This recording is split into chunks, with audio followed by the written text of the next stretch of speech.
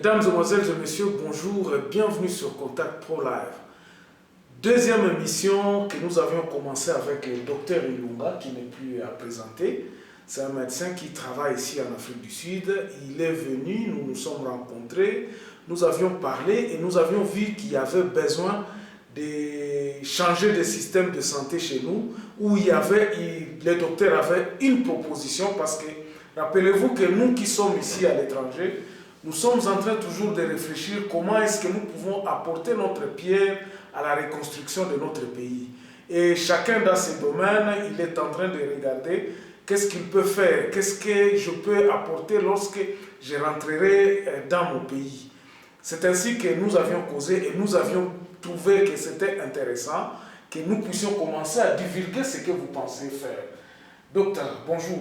Bonjour. Comment ça va? Ça va bien? La semaine a été bonne? Oui. Ok, le week-end et tout s'est bien passé, merci. Ok. Aujourd'hui, nous allons parler un peu sur CAM. CUM. Excusez-moi, je parle un peu en anglais. C'est CUM, donc couverture universelle de la maladie. Pourquoi? Couverture universelle de la maladie, en fait, c'est couverture universelle de la santé. Parce qu'on ne traite pas seulement les maladies, il y a aussi des aspects préventifs tels que la vaccination des enfants, etc. etc. On parle de couverture universelle de la maladie ou de la santé parce que on veut que tout le monde puisse bénéficier de la santé au moment où il en a besoin et à l'endroit où il en a besoin. Donc nous considérons cela comme un droit universel. Actuellement, les voix s'élèvent de partout le monde et même dans notre constitution, il est maintenant admis que la santé doit être une denrée universelle dont tout le monde a droit.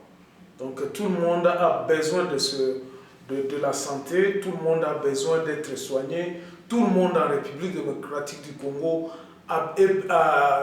doit être en bonne santé pour produire, pour apporter quelque chose au pays. Alors, docteur, qu'est-ce que vous pensez de la couverture de la santé chez nous d'abord? Sur le plan. Je sais que nous avions défini un peu ça la fois passée, mais je voudrais que vous puissiez un peu revenir, mais sur le plan de la gouvernance, sur le plan de l'État. Comment est-ce que l'État prend en charge? Est-ce que vous avez une idée de quel est le pourcentage que l'État alloue à la santé chez nous? Actuellement, dans le budget général de l'État, notre gouvernement alloue, je pense, un peu moins que 2%. Moins que 2% de son budget est alloué à la santé. Ok, 2%. 2%, donc si nous pouvons prendre le budget de 4 milliards, donc 2% de 4 milliards, c'est oui. 200 000 dollars. Okay, je ne suis pas fort, je ne suis pas fort dans les calculs aussi, mais je pense que le budget actuel de la santé dans notre pays est encore très maigre. C'est pour dire que en matière de santé, pour procurer les soins de santé de qualité et à toute la population, il faut quelque part de la volonté politique. Donc la volonté politique de décider que sur le paquet général du budget du pays, quelle est la part que nous devons donner à la santé de notre population. Donc ça, c'est un problème de décision politique, de volonté politique. Mais comment est-ce que les politiques influent sur la santé? Qu'est-ce qui se passe là-bas? Avez-vous une idée? Le ministre de la Santé, c'est un politicien ou bien c'est un médecin ou bien c'est quelqu'un qui doit être dans le secteur de la santé? Un ministre de la Santé, nous pouvons le considérer comme un politicien parce qu'il gère les affaires publiques. Il gère la situation de la santé de la population. Donc c'est lui qui gère les structures de santé, les financements, les ressources humaines qui procurent la santé. En quelque sorte, c'est lui qui les gère. Donc la politique a quelque chose à dire dans la santé parce que ça dépendra de la façon dont les politiciens décident sur ce qu'il faut faire de l'argent qui appartient à tout le pays.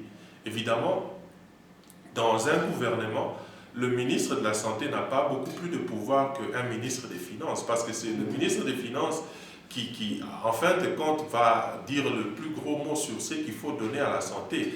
Mais c'est le ministre de la Santé qui est en quelque sorte l'avocat de la population auprès du gouvernement.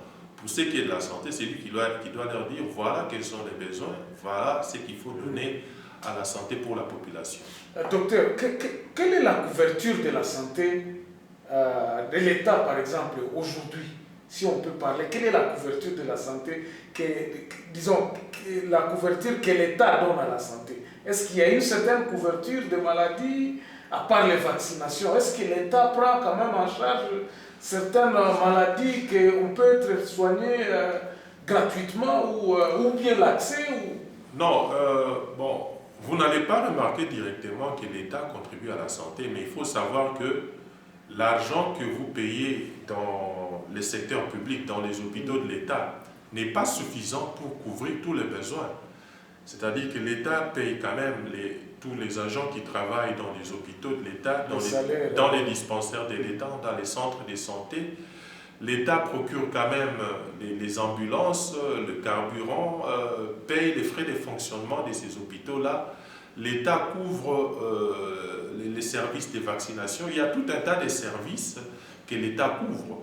Mais comme j'avais dit la fois passée, à plus de 70%, c'est la population qui contribue à ses propres soins. Donc l'État couvre en quelque sorte seulement 30% des soins de santé. Mais nous voulons arriver à un système où plus personne ne ressent le coût.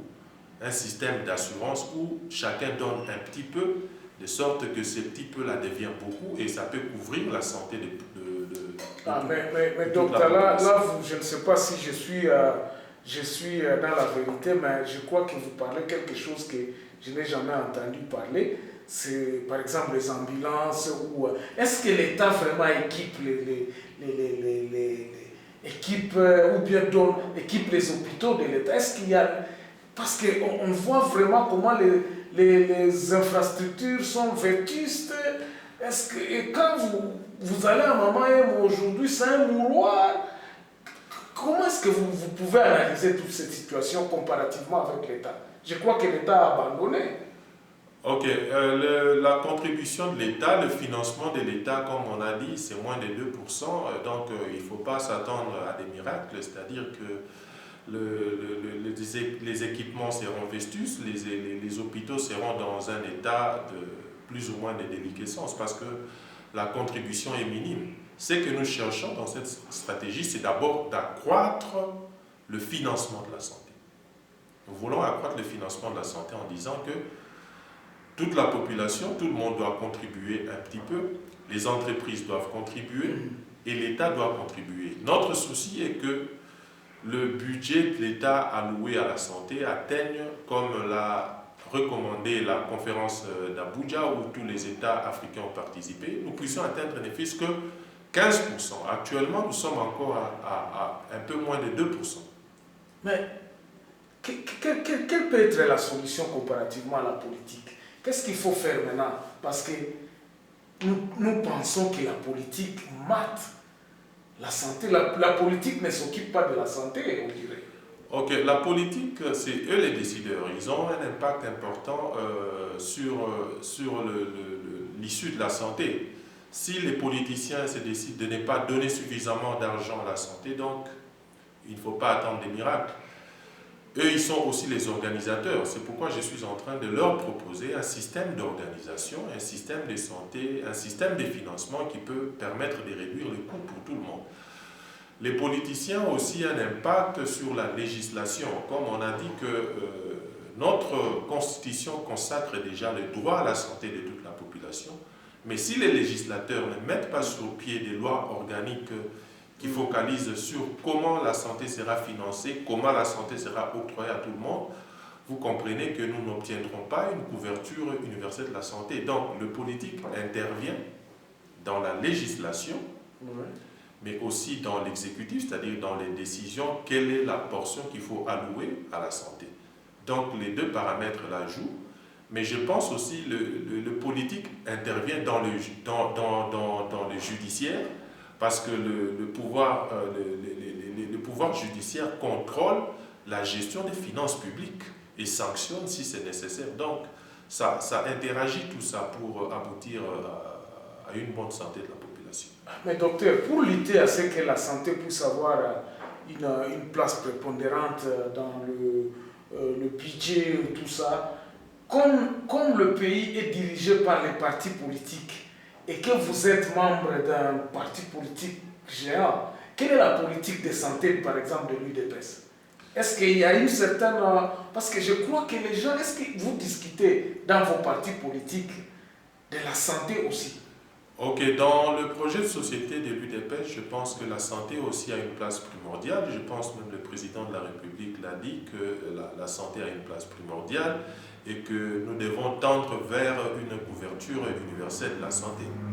Ah, c'est ça qui vous a un peu motivé, un peu de ressusciter votre projet? Non, pas nécessairement ça, mais j'ai toujours été très ému de voir, d'être un médecin qui doit procurer la santé à une population qui est incapable d'y accéder, qui est incapable de payer les soins. Et ça m'a toujours frustré. Vous voulez aider quelqu'un, vous voyez qu'il n'a pas de moyens, et vous ne serez pas à mesure d'exercer une générosité hors limite sur toute la population, alors que vous êtes là seulement pour offrir les services de soins, et que cette population aussi en retour a droit à ces soins, et vous êtes frustré devant cette situation où la population ne sait pas accéder et ne sait pas payer les soins. Donc c'est une situation difficile qui demande une résolution. Mais comment ça se passe maintenant pour l'instant? Comment est-ce qu'on peut faire une lecture de ce qui se passe actuellement? Comment est-ce que les gens s'en sortent aujourd'hui en République démocratique du Congo, avec des hôpitaux vétustes, avec des polycliniques, avec des agents qui ne sont pas qualifiés? Comment est-ce que vous pensez, comparativement à ce que nous vivons ici, lorsque vous allez par exemple dans une institution médicale, vous trouvez des infirmiers qui sont là, vous trouvez des médecins, la plupart, comme vous autres, vous occupez une grande partie des médecins qui œuvrent ici, mais comparativement à chez nous, comment vous faites, comment vous pouvez concilier ce système que vous proposez avec déjà l'état de lieu qui est presque en lambeaux? Mais je crois bien au contraire au Congo, parce qu'il n'y a pas de système, il n'y a rien du tout. C'est plus facile d'implémenter un nouveau système au Congo, moi je crois.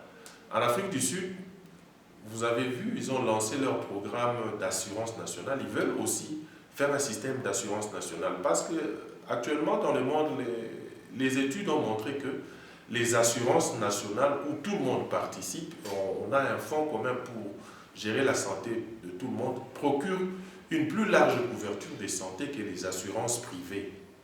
Vous comprenez? C'est ce qui a été trouvé. En Afrique du Sud, ils veulent aussi implémenter un système d'assurance nationale, mais ils se heurtent à des difficultés d'implémenter cela parce qu'il y a déjà un système qui existe. Okay, il y a les medical aids qui couvrent l'assurance des gens qui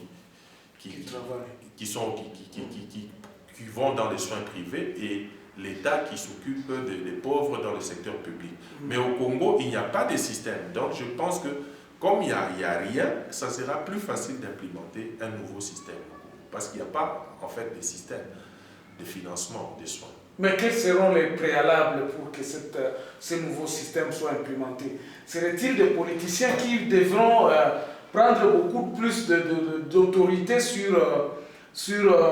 dans leurs discussions pour dire que non, la santé ne peut pas être reléguée par exemple à 2%, comme vous dites? Oui, tu as raison. La première chose, c'est la volonté politique, c'est-à-dire les législateurs d'abord doivent voter des lois organiques qui soutiennent et qui orientent la couverture universelle de la santé, de la maladie. Deuxièmement, l'exécutif doit maintenant, en fonction de ces lois-là, allouer un grand budget au système de financement des soins universels pour toute la population. et gérer ces fonds-là de manière saine, de manière équitable. Est-ce que vous ne pensez pas que ça sera une tâche très très difficile en fonction, disons, du fait que le TAS se dit que non, le privé déjà s'occupe vraiment de la population et qu'il n'y a pas trop de plaintes de ce côté-là, au lieu d'allouer beaucoup d'argent à la santé, comme le privé déjà prend beaucoup Parce qu'il faut accepter, je pense que 90% des soins ou bien des infrastructures de santé appartiennent au privé en République démocratique du Congo. Ouais, dire que les privés s'occupent déjà de soins de la population, mais les privés sont là, mais tout le monde n'accède pas au privé parce que justement, les privés, ça coûte cher pour la population, pour le moment. Et les privés se concentrent là où on peut payer, c'est-à-dire ça se concentre dans les milieux urbains, alors que les besoins de santé, c'est beaucoup plus dans les milieux ruraux. Vous comprenez? Donc, il y a une disparité dans la distribution des soins. Ceux-là qui sont dans les villes sont mieux servis que ceux-là qui ont besoin dans les villages. Alors, il faut réarranger ces structures, c'est-à-dire l'État n'a pas de choix que de déployer beaucoup de structures de santé à la base, c'est-à-dire dans les milieux ruraux, et les spécialités, les privés peuvent continuer à procurer les soins spécialisés, mais les soins de base, les soins essentiels, l'État doit faire un effort pour procurer ça. Mais le paiement de ces soins-là, le financement de ces soins-là doit provenir d'une caisse nationale, d'une espèce d'assurance nationale qui paye pour tous ces soins-là. Ok, docteur, on va prendre une pause. Et lorsque nous venons, nous allons parler sur le recouvrement, parce que c'est un problème. Nous avons une population, presque 90% de la population ne travaille pas ou sont dans l'informel. Lorsque nous revenons, nous parlerons de le recouvrement et la partie finance. À tout à l'heure.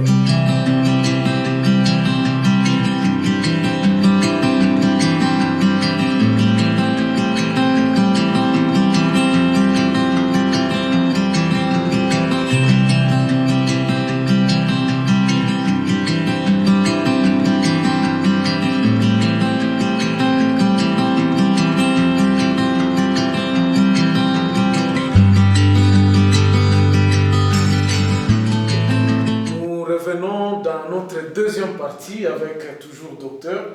Docteur, maintenant nous allons parler un peu du financement. Je disais tantôt, avant de partir, que nous avions en République démocratique du Congo un taux de chômage ou un taux de gens qui ne travaillent pas est très élevé, je crois 97 ou 87%. Les gens ne sont même pas répertoriés, donc nous sommes dans l'informel. Comment vous pensez que ce projet pourrait être financé? Ok. Le financement, d'abord, il faut dire que ça comprend 3 aspects.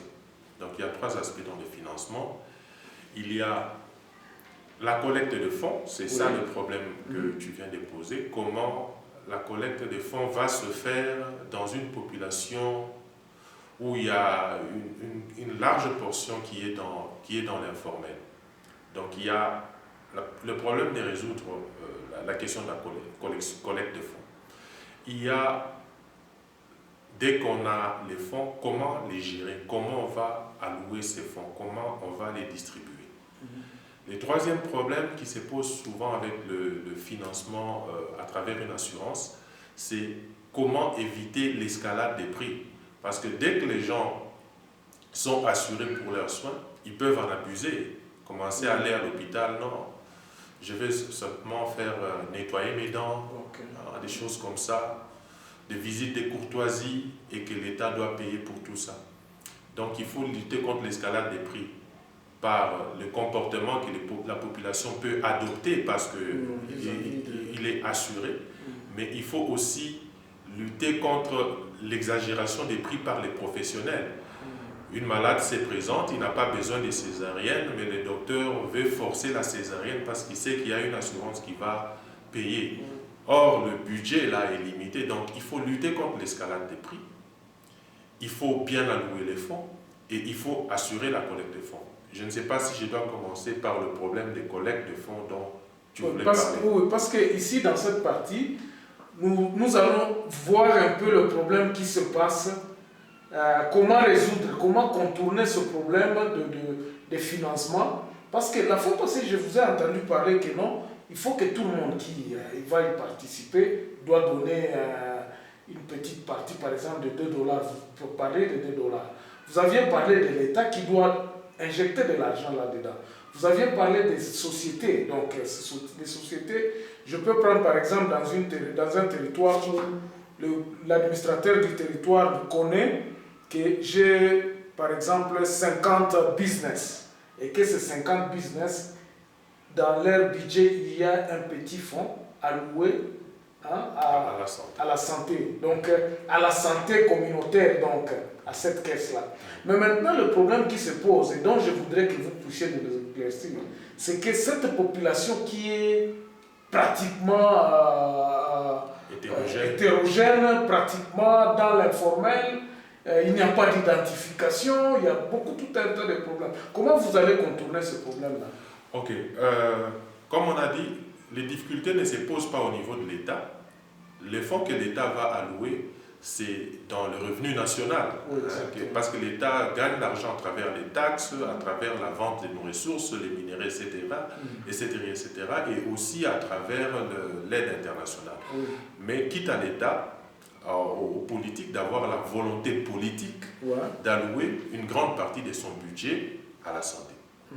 Les entreprises, j'ai dit qu'il faut une taxe spéciale pour la santé pour les entreprises. Et chaque entreprise payera en accord avec son revenu. Donc vous parlez là maintenant comme les fonds de promotion culturelle qui se passent par exemple, ou bien les fonds de promotion industrielle.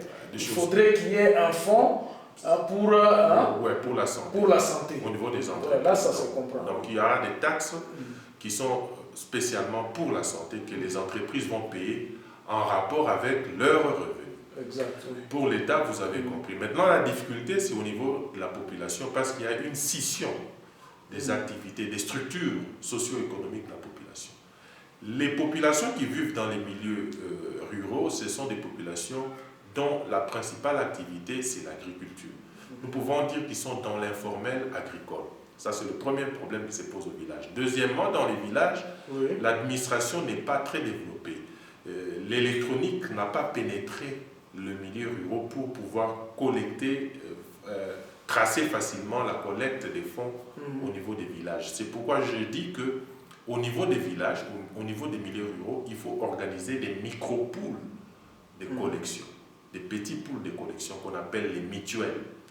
Alors les mutuelles, les gens se rassemblent par leur affinité sociale, c'est-à-dire tels qu'ils se connaissent, tels qu'ils parlent la même langue, ils vivent ensemble, c'est-à-dire ils peuvent se réunir par 50 familles. Et ces 50 familles peuvent maintenant, à ce niveau-là, faire collecter les fonds pour contribuer à la caisse générale. Parce que si on limite l'argent au niveau des mutuelles, supposons que vous avez une petite mutuelle de 50 familles, vous dites que non, nous allons nous assurer nous-mêmes. Mais 50 familles, vous allez contribuer combien? Ça sera trop cher. Ça sera une petite somme seulement qui ne va pas couvrir vos santé. Parce que si chaque famille doit donner 20 dollars et vous êtes 50 familles, ça fait combien? À peine 1000 dollars. Est-ce que 1000 dollars peut couvrir vos soins?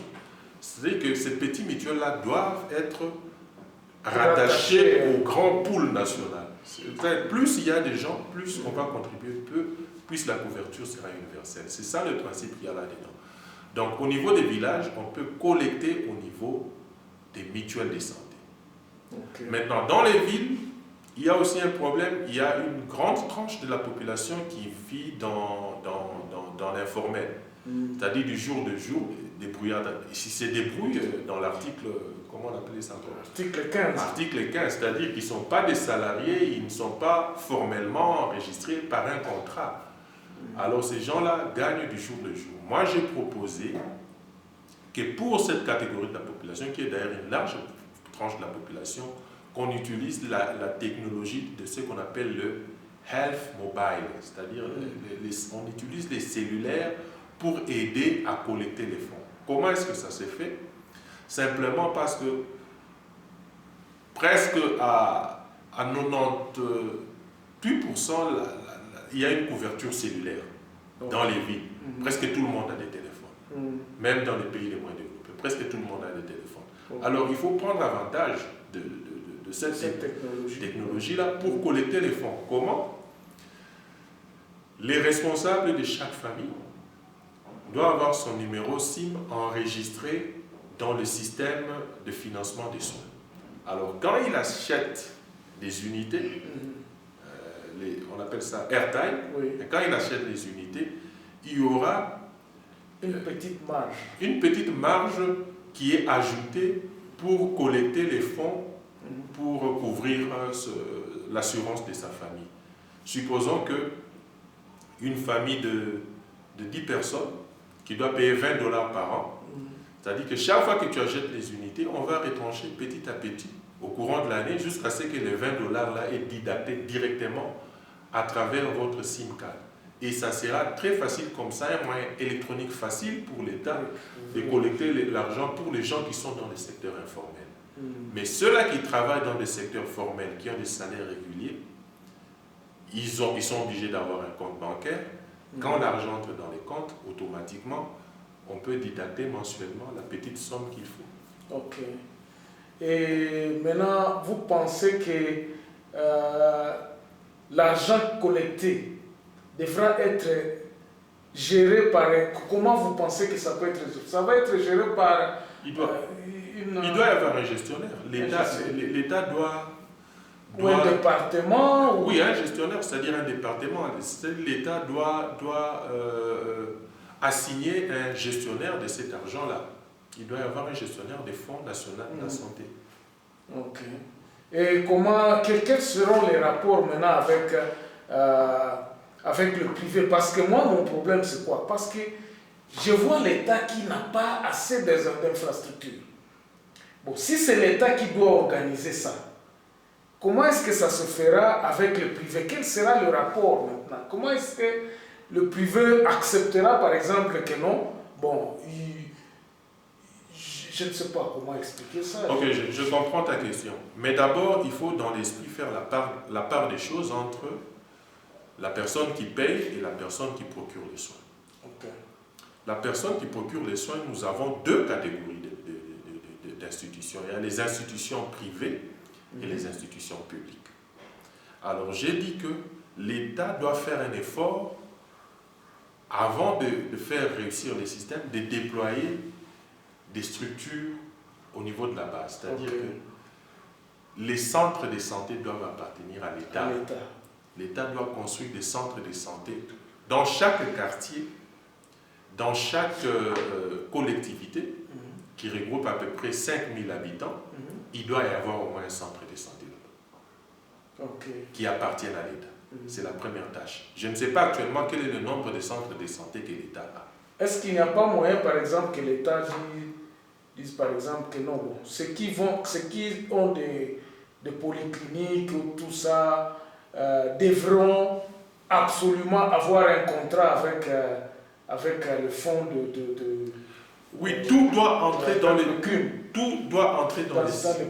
système. Dans le système. Toutes les structures de santé doivent dépendre de ce système de financement. Ce qui fait que j'ai dit qu'au niveau primaire, l'État doit construire des centres de santé.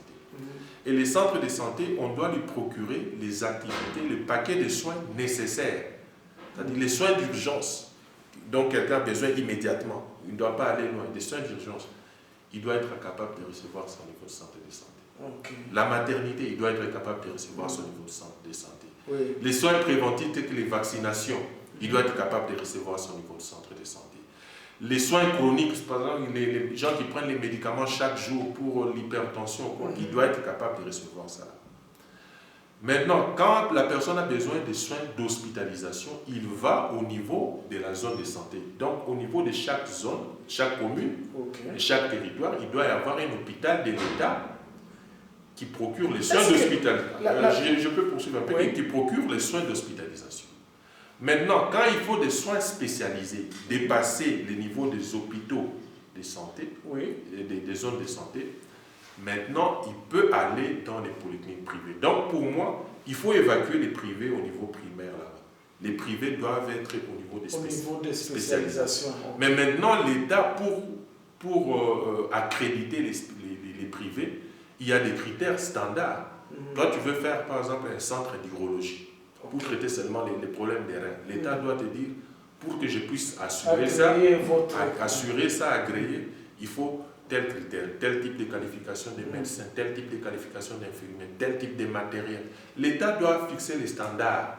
Alors quand l'État vérifie, tu réponds à tous ces critères-là, toi, je peux assurer.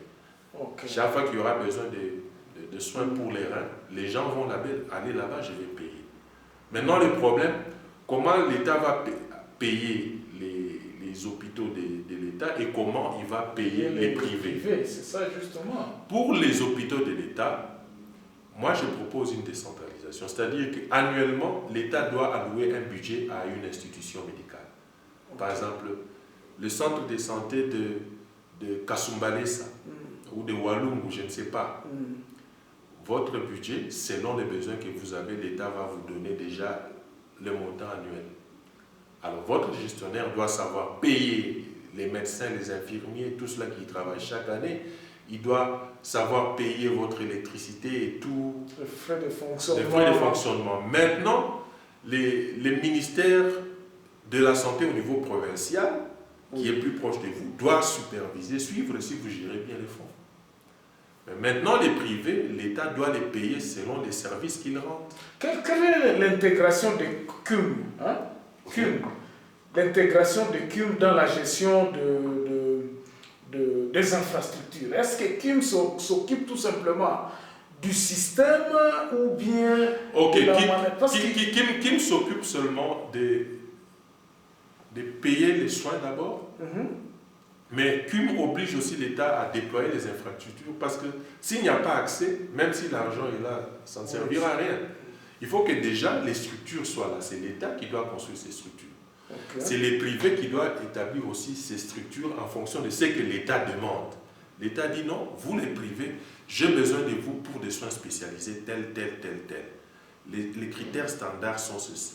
Les privés ayant besoin d'argent, ils vont construire des choses de qualité et partout parce qu'ils savent que ça sera ouvert partout.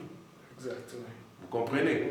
En ce moment-là, ils vont construire selon ces critères-là et l'État va payer. Bon, donc, si je comprends bien, CUM, c'est un système et puis une assurance. Ouais.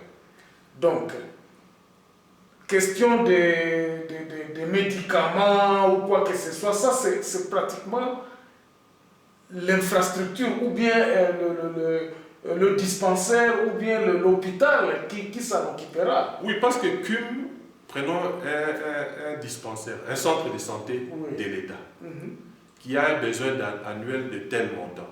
CUM lui donne déjà l'argent parce qu'il appartient à l'État. Il dit, votre besoin annuel, ça a été évalué ensemble, c'est autant. Parce qu'on va allouer beaucoup d'argent là où il y a beaucoup plus de besoins. Donc on met l'argent ensemble, mais on redistribue selon les besoins. Je pense que je le fais. Là, alors, pour l'État, on donne un paquet financier annuel. C'est-à-dire que pour vos médicaments, pour payer vos personnels, pour les frais de fonctionnement, par année, vous avez besoin d'autant. On prend dans cette caisse-là, on vous donne votre part. Vous couvrez toute l'année. D'abord, cette décentralisation a l'avantage d'éviter des retards dans le fonctionnement des centres de santé. Vous imaginez un centre de santé qui doit attendre les médicaments qui doivent venir de Kinshasa. Il faut d'abord qu'à Kinshasa, on achète ces médicaments-là et puis qu'on les envoie. Le problème de transport. Le centre de distribution. Tout ça. Mais si déjà vous avez votre montant dans les comptes, vous vous arrangez pour acheter chez des privés directement. Et vous obtenez ça plus rapidement. Vous voyez qu'on vous donne votre argent de fonctionnement annuel. Mais docteur, là, est-ce que vous ne pensez pas que là, nous sommes beaucoup plus centrés sur la gestion que sur la gestion du système, la gestion de l'argent, quoi? Parce que ici, moi, je pensais peut-être que le système ne va pas vraiment se tremper dans la gestion de l'argent. Le système se penchera beaucoup plus sur prendre quelqu'un, l'amener à l'hôpital, obtenir des soins, et ça commence ainsi. Donc, on suppose que quand tu es à l'hôpital a les médicaments, parce que ça deviendra trop si le CUM encore commence à s'occuper de la, comment dirais-je, de la gestion même Non. des hôpitaux. Non, CUM ne gère pas les hôpitaux. CUM leur donne seulement l'argent. Donc, Les hôpitaux s'autogèrent. ok. Mais selon la politique du ministère de la Santé. Ok. Les hôpitaux s'autogèrent selon la politique du ministère de la Santé. Que les besoins de la santé de la population pour une telle localité est comme ceci. Voilà notre orientation des soins que vous devez donner. Votre budget annuel est là. Exact, oui. Et vous gérez. Ok. Bon, voilà, nous sommes pratiquement arrivés à la fin de cette tranche d'aujourd'hui. Et nous revenons encore la semaine prochaine. Merci. Et qu'est-ce que nous parlerons de la semaine prochaine? Vous avez une idée? Ok, nous avons aujourd'hui, comme la fois passée, essayé de nous étendre sur le financement. Nous avons essayé de réfléchir ensemble comment est-ce qu'il faut collecter les fonds, comment ces fonds doivent être gérés. Mais nous n'avons pas encore parlé de comment éviter l'escalade des prix, l'exagération dans la facturation. Mais si tu le veux bien, à la prochaine séance, nous pouvons d'abord parler comment améliorer l'accès. Alors, donc ne manquez pas, la semaine prochaine, nous évoluons. Je vous rappelle toujours que cette émission passera une fois par semaine. Nous vous reverrons la semaine prochaine dans un nouveau numéro. Au revoir donc. Merci. Au revoir.